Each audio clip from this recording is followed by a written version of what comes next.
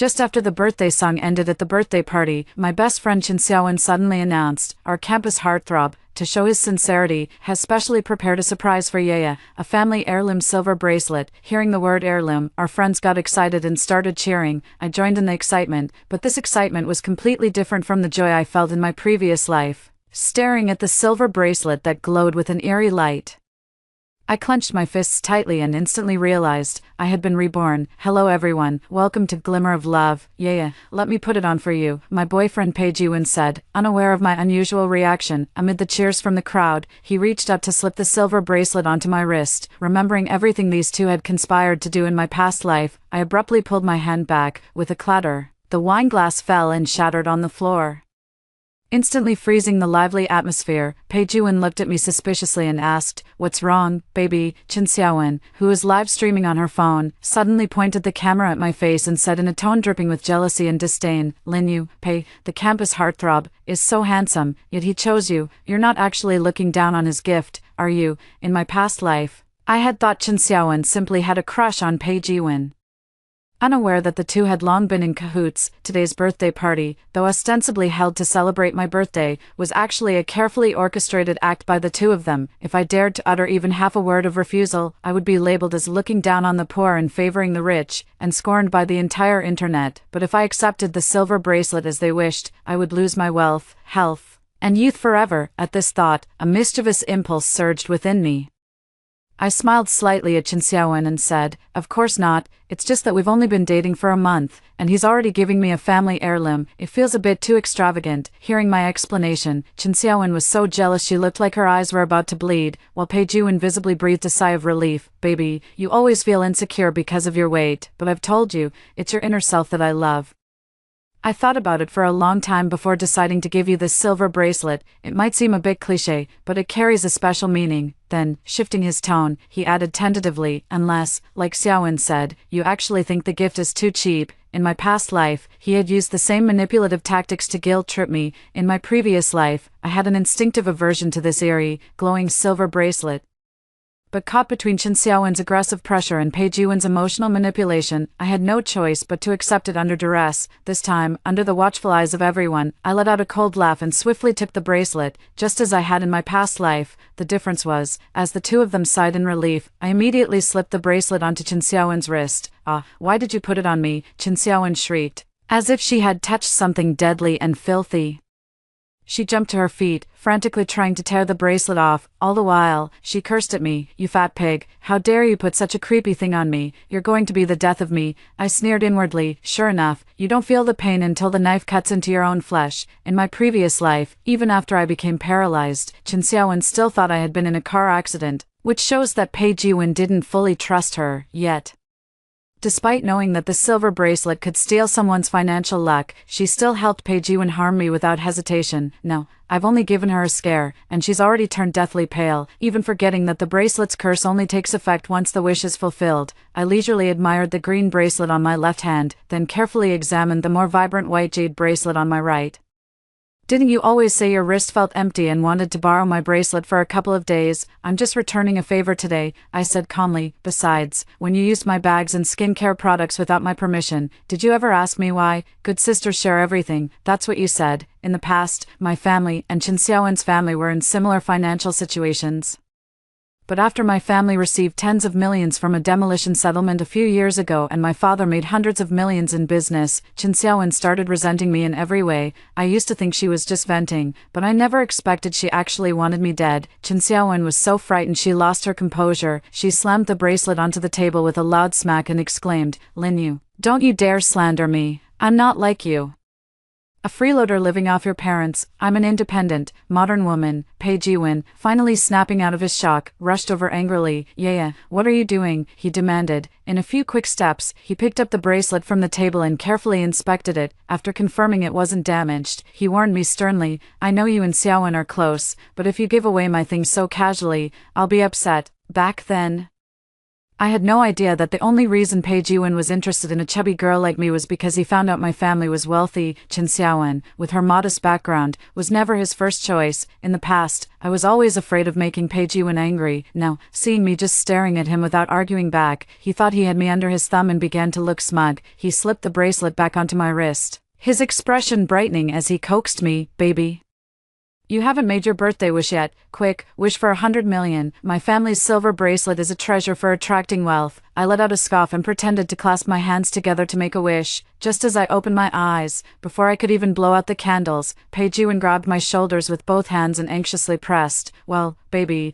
did you wish to win 100 million? I replied with a grin, "Of course not.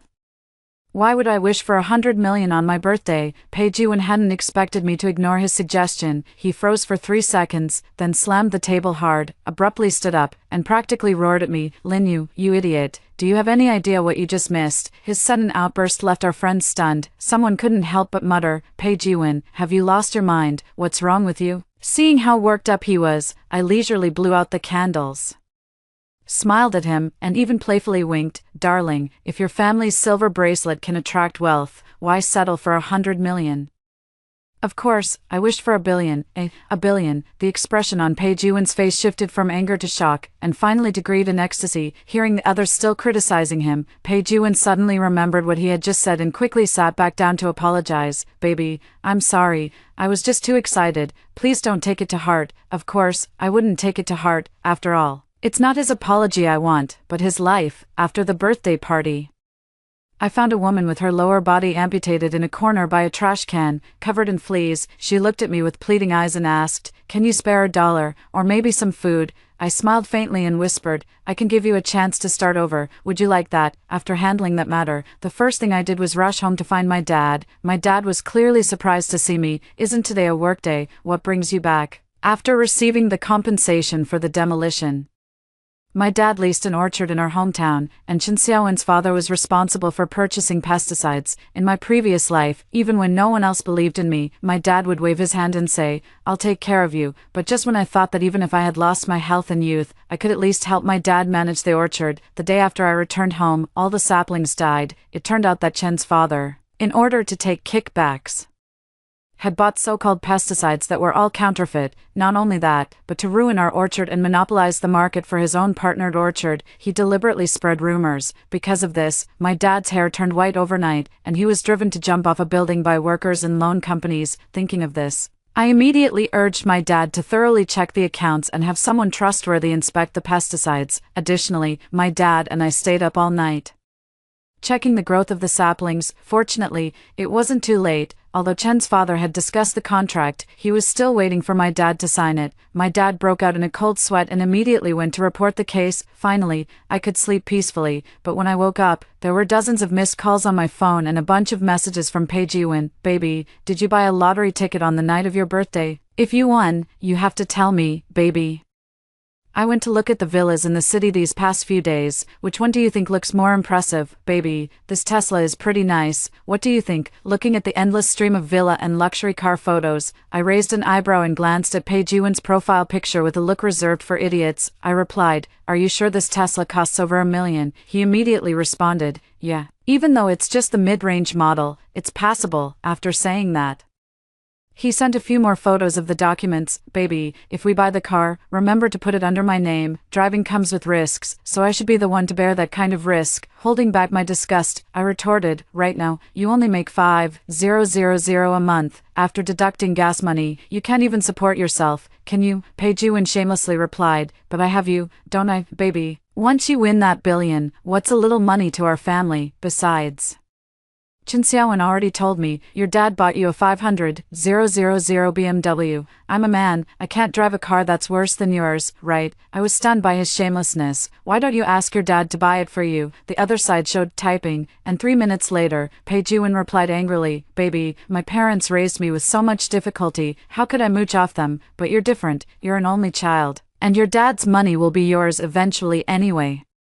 Why not let our dad prepare our marital home in advance? After saying that, he pulled up the first villa photo. I think this one looks good, and it's not expensive, just 100 million, just put it under my name, otherwise, it'll be troublesome for inspections and getting the keys later. I just don't want you to go through that hassle. I couldn't help but roll my eyes. This guy really had a slick line for everything. I didn't reply to Pei Jiwon's message, but he went ahead and bought various lottery tickets online in my name, constantly calling to remind me to check the results on time. Perhaps sensing my displeasure, he came back to apologize. Baby, I just want so badly to build a home with you. I really want to marry you soon. If you're worried about putting the property or car under my name, you can just put the money in your bank account for now. Remember, it has to be under your own name. Having more savings gives a woman more confidence.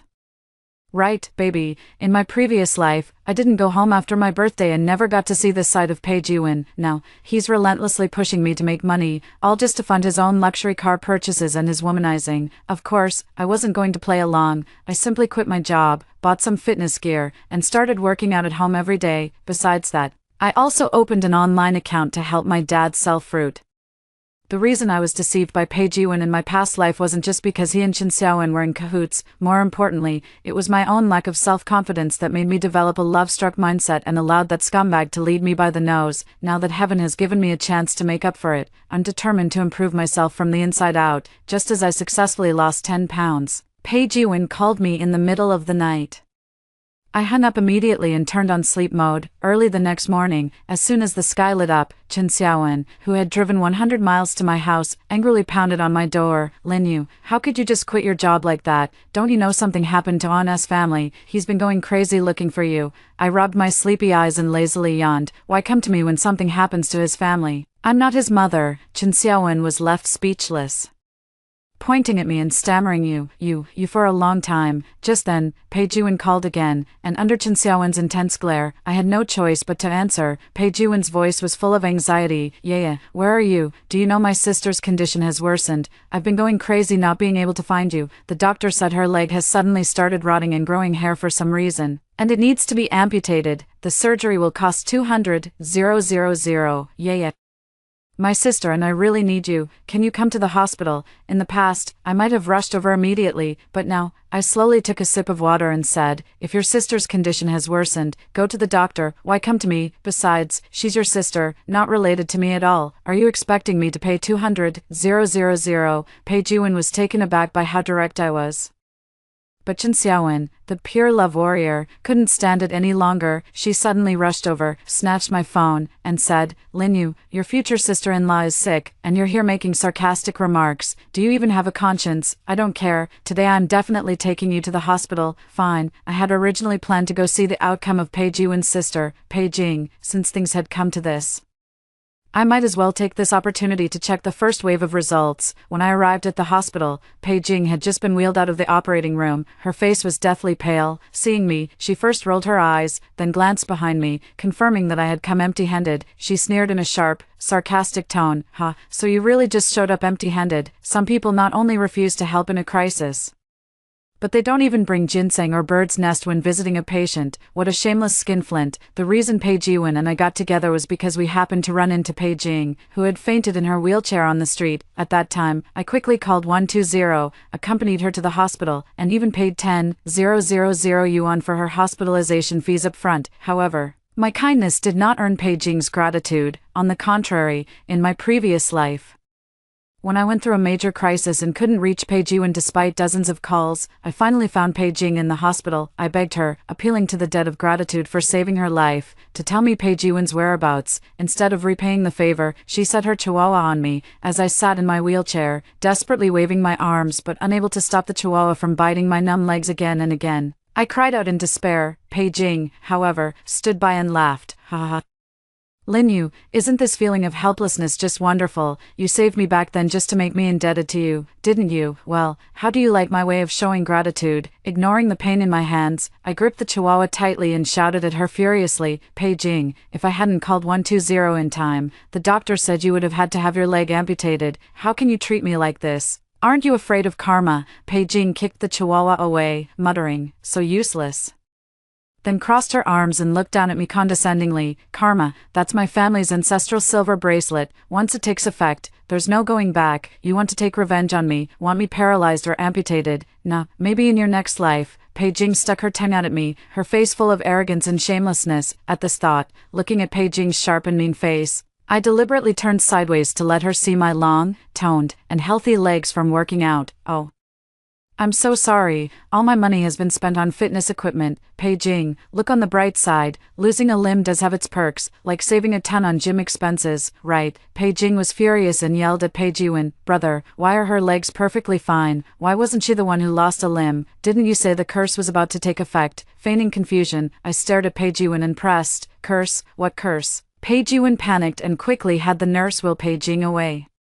Trying to brush me off, baby, my sister is just talking nonsense because she can't handle the shock. After all, the doctors initially said her legs had a chance of recovery, but who knew they would grow hair and mold, becoming so severe that amputation was necessary. After saying this, he looked me up and down with a scrutinizing gaze. Baby, it's been 2 weeks since I last saw you, but you seem a bit different. I took a deep breath and deliberately played weak. Yeah, I don't know why, but my hair has been turning whiter lately, and I've been feeling weak, which is why I thought of working out. Hearing me say this, the doubt on Pei Jiwen's face instantly vanished, the corners of his mouth nearly stretching to his ears as he asked eagerly, are you serious? I took off my wig, revealing the silver-gray hair I had dyed just a few days ago. Pei Jiwen blurted out, that's fantastic, what about the lottery ticket? Perhaps realizing his reaction was inappropriate, he coughed a few times and said, baby, I mean it's really great that you've started working out, so, what about the lottery? How much did you win? I took out my phone and opened the app one had prepared earlier. Look, 10,000 yuan. What? 10,000 yuan. Pei Jiwen thought his eyes were playing tricks on him. He snatched my phone and frantically searched for the latest winning numbers. After half an hour of frantic searching, his voice trembled with tears. I've spent more than 10,000 yuan on these lottery tickets alone. Then he turned to me and asked, Lin Yu, did you really make a wish to win 1 billion on your birthday that night? I hadn't made any wish that night, but that didn't stop me from lying through my teeth. Of course, who doesn't know how to daydream and talk big? Pei Jiwen glanced at my graying hair, as if finding some comfort. Forget it. I remember there's still one more lottery ticket that hasn't been drawn yet. Maybe the billion is waiting there. After saying this, he carefully tucked the lottery ticket away. Baby, when you win that billion, I'll have a luxury car, a villa, and my sister's leg will be saved too. Pei Jiwen looked at me as if I were his savior, but inwardly, I sneered, I'm afraid I'll have to disappoint you. Since my last resignation was too abrupt, I made a point of going to my friend's company the next day to complete the resignation procedures. While riding the elevator, I came across a help post on Zaya Hongshu. What is this that suddenly grew today? In the photo, a young man's chest was marred by several ugly scars. I immediately recognized it as Pei Jiwen's alternate account. It seemed that after the old beggar exchanged health with Pei Jing, he was now starting to steal Pei Jiwen's youth. Someone had replied below, are these age spots? OP, have you done something wrong recently? The help-seeking post was quickly deleted, and within minutes, I received a message from Pei Jiwen, baby. How's it going with the car and apartment I mentioned last time? I heard you went back to the company today to handle some procedures, so I'm waiting for you downstairs at your office. The sun was blazing today, and he deliberately chose the sunniest spot to post on social media. He even took a selfie with the caption, my wife is busy with work, and I'm busy missing her, after the last birthday party. He added many of my friends, and soon his post was flooded with likes and comments like, what a great guy, your girlfriend is so lucky, I sneered. In the past, when I asked him to pick me up from work, he would make excuses, saying I was too fat. Now that I've lost weight and look better, he's trying to squeeze every last drop from me, both financially and emotionally, before making off with 1 billion. Just as I was thinking about how to lure the fish into biting, a uniquely bold comment appeared under his post. It's so hot outside, and you're letting your boyfriend wait for you under the scorching sun. Lin Yu, how can you be so inconsiderate? I took a closer look. Oh, isn't this Jin Xiaowen, the one who took me to the hospital yesterday but was called away by a phone call? Talk about things falling right into place. The fish is taking the bait on its own. I was in the middle of drafting a message to Jin Xiaowen when her text aggressively popped up. Lin Yu, it seems your entire family has no conscience. My dad has worked tirelessly for your family, and now your dad is accusing him of embezzlement, and Owen treats you so well, yet you can't even bother to buy him a coffee. Don't you and your dad feel any guilt? In my previous life, when my family went bankrupt, Jin Xiaowen was flaunting her LV bag, looking triumphant. I refused to believe she had no idea about the shady things her father was up to. As for Pei Jiwen, his so-called kindness was nothing but stealing everything from me and making my life a living hell. I ordered a Starbucks and casually replied, "So, what's your point?" Chen Xiaowen acted as if she were fighting for true love against dark forces. "Lin Yu, you're the one who betrayed our friendship. Since that's the case, don't blame me for being ruthless. I'm officially declaring war on you. I'm going to steal Owen from you," I cooperatively replied. "What, you mean you and Awen?" Chen Xiaowen said smugly. "You don't know yet, do you? I've liked Awen for a long time. If it weren't for your stinking money, do you think Awen would be interested in you? My dad already told me that your orchard is in trouble, and the fruit will soon rot on the ground when the lottery tickets you bought don't win. I don't believe Awen will still reject me because of money." Chen Xiaowen's foolishness truly shocked me. Knowing full well that Pei Jiwen was with me for money, she still deluded herself into thinking someone like that could have genuine feelings for her. Seeing that I hadn't replied, Chen Xiaowen sent me another screenshot. In it, she had transferred 500 yuan to Pei Jiwen, telling him to find a cool coffee shop to sit in. Pei Jiwen didn't refuse and immediately accepted the money. Chen Xiaowen gloated. "See, Awen has feelings for me. If you know what's good for you, you'll back off on your own feelings." Pfft, Pei Jiwen only has feelings for money, but at that moment, I was in need of an excuse to make a clean break. Just as I was about to bring up breaking up, security called to say Pei Jiwen was making a scene and demanding to see me. When I walked downstairs to the company entrance, I saw Pei Jiwen looking distraught and stumbling unsteadily as I approached. His voice even carried a hint of fear. "Yeah, the hospital just called me. They said Pei Jing, she's dead." Chen Xiaowen had already rushed to the hospital ahead of me. Seeing me with my gray hair and dressed rather plainly, a flicker of satisfaction crossed her eyes, and she snorted coldly. "Lin Yu, it's all because you refused to pay 200,000 yuan that Pei Jing died." After hearing from security that Pei Jiwen had gone crazy, I deliberately borrowed a faded shirt from the cleaning lady and quickly applied a haggard-looking makeup. I pretended to look blank and confused. "Xiaowen, what nonsense are you talking? My orchard is in trouble, and I've quit my job. How could I possibly come up with 200,000 yuan at the hospital?" Chen Xiaowen was dressed to the nines, while I looked like a 40-year-old village girl. Pei Jiwen's mother walked over at that moment, without even glancing at me.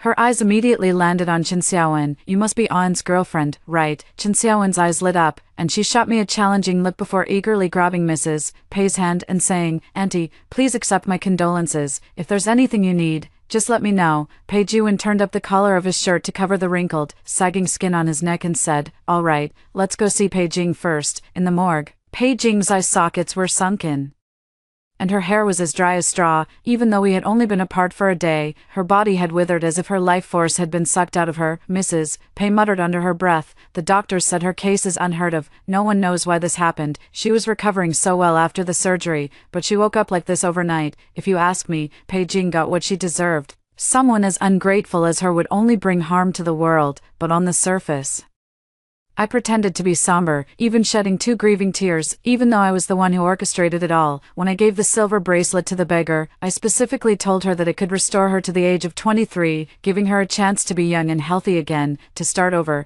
But for a 60 or 70-year-old, sickly, amputee beggar to return to 23, the backlash was enough to ensure that Pei Jiwen and his family would meet a gruesome end.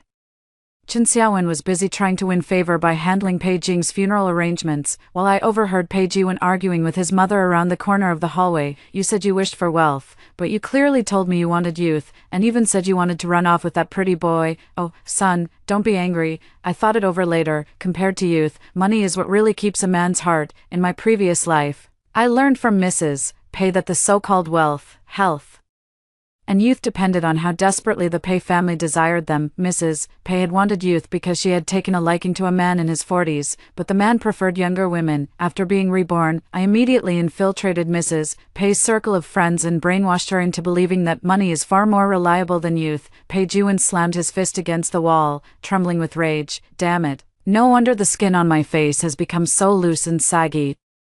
Is it because of that cursed bracelet's backlash, stealing my youth?" Mrs. Pei, seeing the lifeless skin on her son, stumbled backward in fear. "Pei Jing, could it be that Pei Jing died from the backlash of health?" Pei Jiwen seemed to realize something and violently threw the lottery tickets, which he had once treasured, onto the ground, stomping on them repeatedly with his shoe. "What kind of lousy family heirloom bracelet is this? What 10 billion jackpot?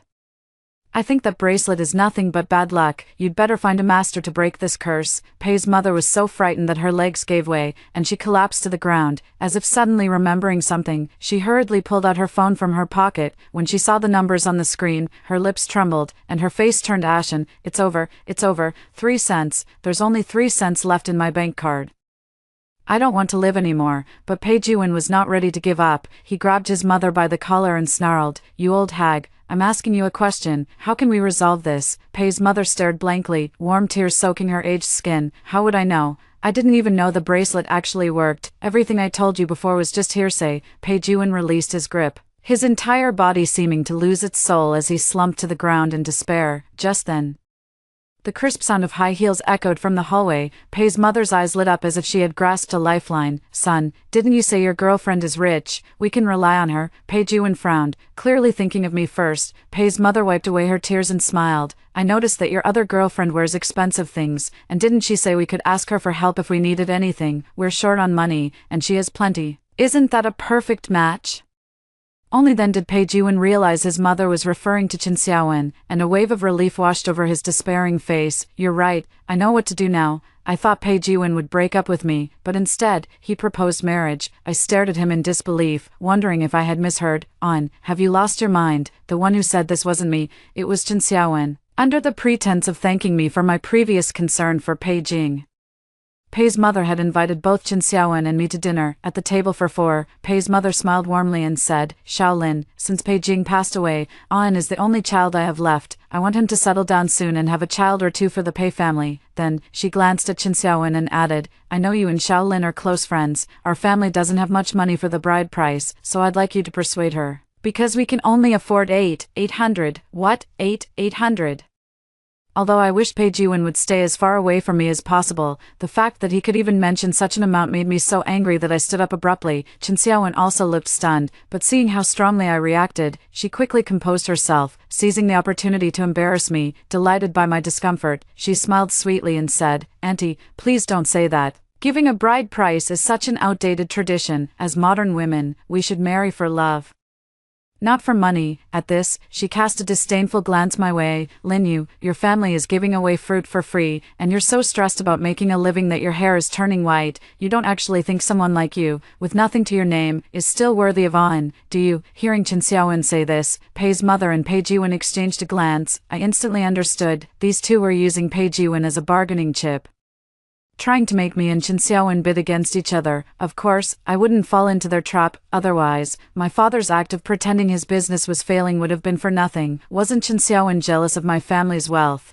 Didn't she see Pei Jiwen as her white moonlight? I decided to go with the flow and step back. To deal with these two desperate individuals, I continued to play weak, clenching my fists tightly and trembling with excitement. Awen, even though I have no money and I'm not pretty, I still have feelings for you in my heart." Qin Xiaowen waved her hand grandly. "Awen, as long as you marry me, once we're married, I'll add your name to the property under my name, and I won't ask for a single cent in bride price. The BMW X5 my dad promised to buy me, I'll give it to you too." At the dining table, Pei's mother grinned from ear to ear, while Pei Jiwen desperately tried to hide the peeling skin on his wrist, afraid we would see it. As for me, I sobbed loudly and disappointedly ran out of the restaurant. That afternoon, Qin Xiaowen posted a wedding photo of the two of them with the caption, "The things you couldn't have in your youth will haunt you for the rest of your life." I'm lucky. I reached out and plucked my own white moonlight. She specifically tagged me, seeking my blessing. Looking at their wedding photo, I couldn't help but sigh. How wonderful. After all, trash belongs with the trash can.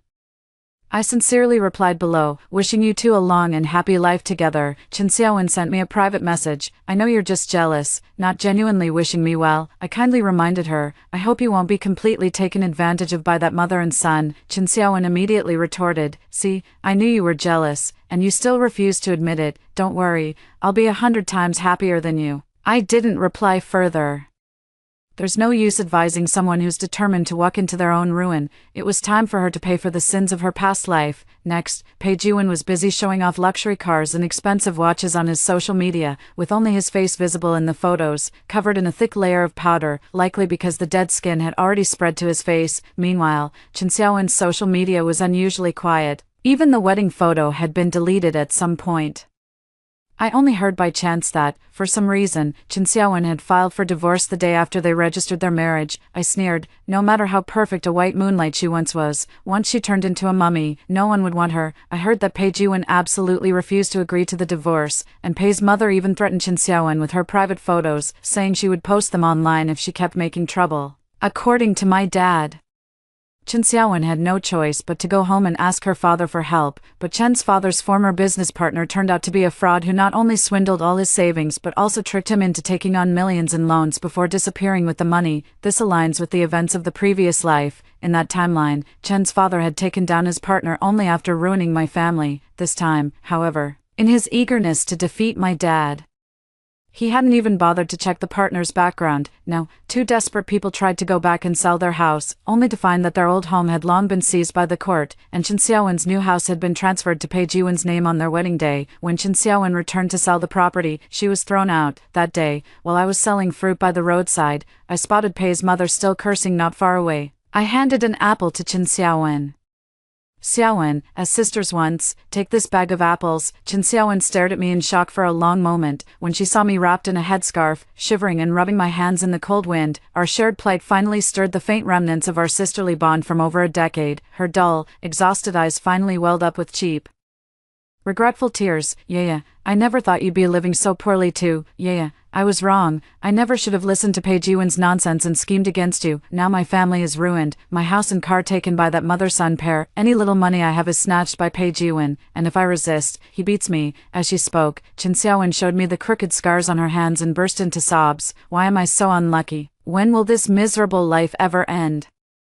I blew warm air into my hands and, worried she might do something drastic, nudged the bag closer to her. Life goes on, Xiaowen. There's still a long road ahead. I deliberately emphasized the last sentence. Chen Xiaowen, who had been brimming with tears, seemed to realize something. She suddenly looked up at me, and the next second, a fierce glint flashed in her eyes. She grabbed a fruit knife from my stall and dashed toward the cursing figure. A scream pierced the air as Pei's mother collapsed, covered in blood, while the surrounding crowd scattered in panic. I let out a deep sigh, leisurely packed up my rented stall, removed my headscarf to reveal my long, green waves, dyed back long ago, and whistled, "Buy one, get one free, Pei Jiwen, you're the only one left." Ever since he and Chen Xiaowen got their marriage certificate, Pei Jiwen's face has been covered in wrinkles, like dried tree bark, and he hardly dared to step outside. But now, with his mother tragically dead, Chen Xiaowen detained at the police station, and debtors constantly banging on his door, Pei Jiwen had no choice but to disguise himself and sneak out like a thief. Of course, I wasn't about to let him off easily. I had already bribed someone to keep an eye on his movements 24/7. The moment he stepped out, that person would notify the debtors. Every debt has its debtor. And I just didn't want to enable a deadbeat. We don't engage in illegal activities, after all. So, at 9 in the evening, in a corner of the city, Pei Jiwen was chased by debtors onto a rooftop. "What right do you have to demand money from me?" It was Chen Xiaowen who took out the loans, not me. Even in this situation, he stubbornly clung to the watch in his hand, and rightly so. After his house and car were repossessed by the court, this luxury watch had become the only remaining proof of his former glory. Chen Xiaowen has already handed over the evidence of your domestic violence, seizure of her premarital assets, and identity theft for loans to the police. At this point, there was no need for me to hold back anymore. I suddenly pointed my phone camera at him. Pei Jiwen's pupils constricted sharply. "Lin Yu, is that you? Are you here for revenge?" I smiled at him without denying it. Provoked, Pei Jiwen began shouting at me. No, I must be dreaming. In reality, I drive a luxury car and have endless money." The debt collector beside him sneered. "Is this guy watching too much TV? Has he lost his mind?" Hearing this, Pei Jiwen glared at me fiercely again. "The bracelet, Lin Yu, where's the silver bracelet I gave you?" I pulled it out from my chest and threw it at his feet. "You mean this? Long ago, after the old beggar got what he wanted, I had a Taoist priest from Mount Mao remove the spell from the bracelet, to be safe. The priest even melted the silver down. What I threw at him now was just a fake silver bracelet worth 20 yuan, but the relentless blows he'd suffered recently, combined with the torment of his current half-human, half-ghost existence, had already driven Pei Jiwen to the brink of mental collapse. When he saw the silver bracelet that he thought would change his fate, Pei Jiwen went mad. He grabbed the bracelet, crying and laughing hysterically. "Haha, I want luxury cars and beautiful women. I want endless money, I want to return to reality. Then, he leaped from the rooftop and jumped straight down. Everyone looked at each other in confusion, and someone couldn't help but mutter, "What's wrong with this guy?" I pointed to the camera above and said, "He was the one who lost his mind. The police will clear our names." After saying that, I immediately dialed 110 to report the incident. From then on, my world was no longer filled with supernatural forces or superstitions, only hard work and sweat. Extra chapter: a 23-year-old girl came to my orchard to apply for a job. She looked at me and asked doubtfully, "Boss, why are you helping me?" While packing fruits, I casually replied, "Do you believe in karmic retribution from past lives? I dreamed that just before I died, a beggar tore off a piece of her own clothing to cover my face, so I believe she wasn't a bad person. And I'm willing to give her a chance to make a different choice." That's all for today's story. If you've listened this far, please leave happy every day in the comments. A little light wishes everyone happiness every day.